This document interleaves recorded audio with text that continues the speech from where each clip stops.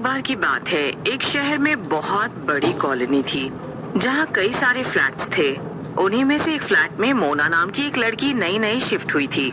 मोना की इस शहर में नौकरी लगी थी और वो शहर में बिल्कुल अकेली थी।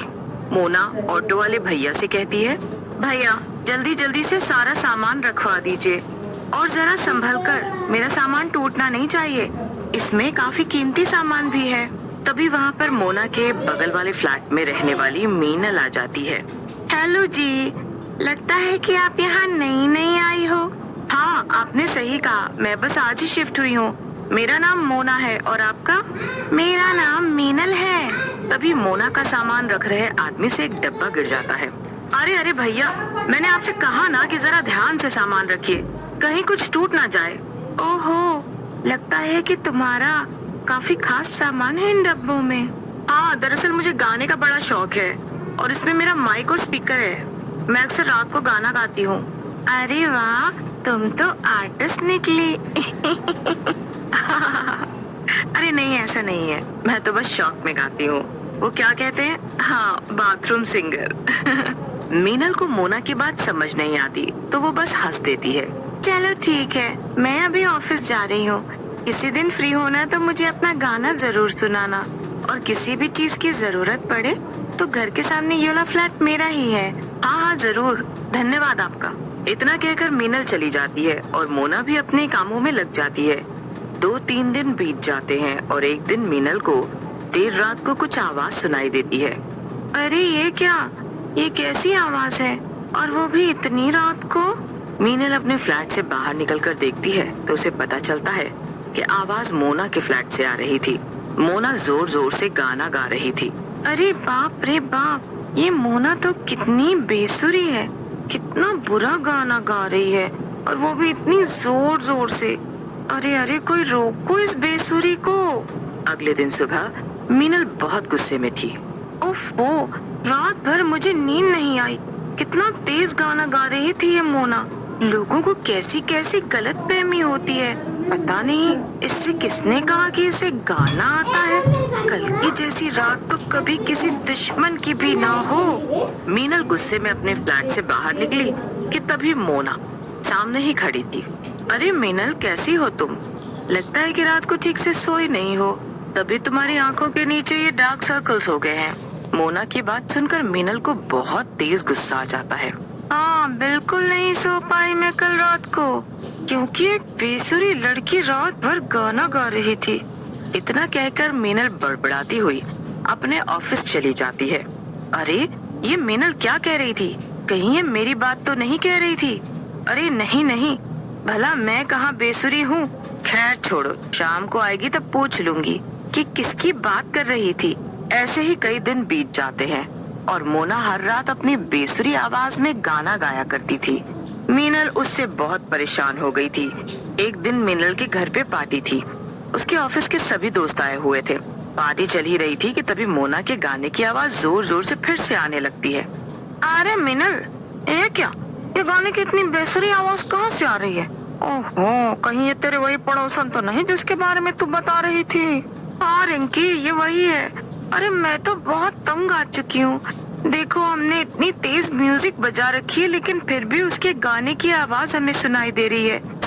अरे ना जाने कितनी रातों से तो मैं ठीक से सो नहीं पाई हूँ। मेरे पास एक तरकीब है मीनल, चल आज इस बेसुरी मोना को सबक सिखाते हैं। आज के बाद ये गाना हमेशा के लिए भूल जाएगी। मीनल को रिंकी की बात कुछ समझ नहीं आती है। क्या मतलब रिंकी? रुक, अभी समझाती हूँ। रिंकी जल्दी से किचन में जाती है और वहाँ से एक प्लेट में कुछ मिर्चियाँ ले आती है। ये क्या रिंकी, मिर्चियाँ? इसका हम क्या करेंगे? अरे तुम मेरे साथ चल तो सही और देखती जा कि आगे क्या क्या होता है। रिंकी मोना के फ्लैट के बाहर गई। उसने देखा कि दरवाजा हल्का सा खुला हुआ था। रिंकी ने मिर्ची जलाकर प्लेट मोना के दरवाजे के अंदर खिसका दी और उसके बाद दरवाजा बंद कर दिया। चल मिनल, अब देखती जा, इस मिर्ची के धुएं से इस गायिका के होश ठिकाने ना आ जाएंगे। जब इसकी आंखें और कान से धुएं जलेंगे ना, तब गाना गाना भूल ही जाएगी ये बेसुरी। वाह रिंकी वाह, क्या बात है, ये आइडिया मुझे क्यों नहीं आया। इसके बाद मीनल और रिंकी वहाँ से चले जाते हैं। मोना को मिर्ची के बारे में कुछ भी नहीं पता था। और वो आराम से सोने के लिए। मोना को अस्थमा था और थोड़ी ही देर में मिर्ची के धुएं की वजह से उसकी सांसें फूलने लगी। अरे ये क्या है? ये इतना सारा धुआं कहाँ से आ गया है? मुझे तो बिल्कुल भी सांस नहीं ली जा रही है। मोना जोर जोर से खांसने लगी और उसका दम घुटने लगा। पूरे घर में धुआं भर गया था और कुछ भी दिखाई नहीं दे रहा था। मोना ने दरवाजे के पास जाकर देखा कि सामने के एक फ्लैट में मिर्चियां जल रही हैं। लेकिन इसके पहले कि मोना उसे उठाकर बाहर फेंकती, उसे चक्कर आ गया। मोना जमीन पे ही गिर गई और दम घुटने के कारण उसकी मौत हो गई। मोना अब एक चुड़ैल में बदल गई थी। ये सब क्या हो गया? अरे मैं तो चुड़ैल बन गई। ये सब इस मिर्ची की वजह से हुआ है। ये यहाँ पर किसने रखा? जिसने भी ये सब किया है मैं उसे नहीं छोड़ूंगी। मोना चुड़ैल अपने कातिल को ढूंढते ढूंढते अपने फ्लैट से बाहर निकल आती है और तभी उसकी नजर मीनल के फ्लैट पर पड़ती है। तभी मीनल के फ्लैट का दरवाजा खुला। पार्टी खत्म होने के बाद मीनल के सभी दोस्त वापस अपने घर जा रहे थे। सबसे आखिर में रिंकी मीनल के साथ निकलती है। देखा मीनल, मैंने कहा था ना कि मेरी तरकीब काम आ जाएगी। अब कोई गाने की आवाज नहीं आ रही है। हाँ रिंकी, तू तो कमाल है। आज तेरी वजह से मैं चैन से सो पाऊंगी। तू ही मेरी सच्ची दोस्त है। वो तो मैं हूँ ही मीनल। चल अब मैं चलती हूँ, रात बहुत हो गई है। तू भी अब जाकर सुकून से सो जा। इतना कहकर रिंकी चली जाती है और मीनल भी अंदर जाकर सो जाती है। पर मीनल और रिंकी की सभी बातें पास में ही खड़ी मोना चुड़ैल सुन लेती है और उसे बहुत गुस्सा आता है। चुड़ैल जल्दी से वापस अपने फ्लैट में चली गई और उसने अपना माइक निकाला। चुड़ैल उसमें से जोर जोर से गाने लगी। ओ मेरे ढोल ना सुन, मेरे प्यार की धुन, मेरे ढोल ना सुन। उसके गाने की आवाज बहुत तेज थी और साथ ही साथ काफी डरावनी भी थी। गाने की आवाज सुनकर मीनल की नींद फिर से टूट जाती है और वो गुस्से में उठती है। ओहो, ये सब क्या तमाशा है? इस मोना पे तो मिर्ची का कोई असर नहीं हुआ है। ये तो अभी भी गला फाड़ फाड़ कर चिल्ला रही है। मीनल गुस्से में मोना के फ्लैट की तरफ जाती है और दरवाजा खटखटाने लगती है। पर तभी दरवाजा अपने आप खुल जाता है। मीनल देखती है कि पूरे कमरे में अभी भी मिर्ची का धुआं फैला हुआ है। अरे ये क्या? ये दरवाजा अपने आप कैसे खुल गया? और अंदर तो कितना धुआं है। मीनल हिम्मत करके आगे बढ़ी और मोना को आवाज लगाने लगी। लेकिन तभी उसके सामने मोना चुड़ैल आ गई। ये क्या? चुड़ैल? मोना, ये तुम्हें क्या हो गया है? तुम चुड़ैल कैसे बन गई? अच्छा, खुद ही मुझे मार कर अब तू ये सवाल कर रही है। क्या? नहीं नहीं, मैंने तुम्हें नहीं मारा। तूने ही मारा है मुझे। तूने मेरे घर में जलती हुई मिर्ची रखवा दी और इसके धुएं की वजह से मेरा दम घुट गया। मुझे अस्थमा था। लेकिन मीनल, मुझे बिल्कुल भी अंदाजा नहीं था कि तुम्हें अस्थमा है।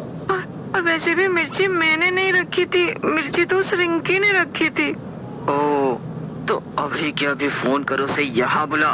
अगर तू उसे यहाँ बुला देगी तो मैं उससे अपना बदला ले लूंगी और तुझे बख्श दूंगी। अपनी जान बचाने के लिए मीनल ने फौरन रिंकी को फोन किया। थोड़ी ही देर में रिंकी वहाँ आ गई। मीनल रिंकी को मोना के फ्लैट में ले आई और सामने चुड़ैल को देखकर रिंकी भी घबरा गई। मीनल और रिंकी आपस में लड़ने लगे और तभी चुड़ैल ने रिंकी का गला पकड़ लिया। तो तूने मेरे कमरे में मिर्ची रखी और तेरी वजह से मेरा ये हाल हुआ है। तुझे तो मैं नहीं छोड़ूंगी। नहीं नहीं, मिर्ची भले ही मैंने रखी हो, लेकिन मुझसे इस मीनल ने कहा था कि वो तुमसे बहुत परेशान है और मैं इसकी मदद करूं। रिंकी की बात सुनकर चुड़ैल का गुस्सा और भी बढ़ जाता है। मीनल वहाँ से भागने की कोशिश करती है, लेकिन चुड़ैल उसे भी पकड़ लेती है। चुड़ैल ने मीनल और रिंकी का गला पकड़ रखा था। इतना कहकर चुड़ैल जोर जोर से गाना गाने लगती है। उसके गाने की आवाज सुनकर मीनल और रिंकी के कानों में बहुत तकलीफ होने लगती है और वो मदद के लिए चिल्लाती हैं। लेकिन चुड़ैल का गाना इतना तेज था कि किसी को भी उसकी आवाज सुनाई नहीं देती है। जैसे किसी को मेरी आवाज सुनाई नहीं दी थी, तुम्हारी चीखें भी नहीं सुनाई देंगी। इसके बाद चुड़ैल मीनल और रिंकी का गला दबाकर उन्हें मार देती है। अगले दिन ये खबर सारी कॉलोनी में फैल जाती है और हर रात को मोना चुड़ैल अपने पसंदीदा गाने गाया करती थी, लेकिन दोबारा किसी ने भी उसे गाने में डिस्टर्ब नहीं किया।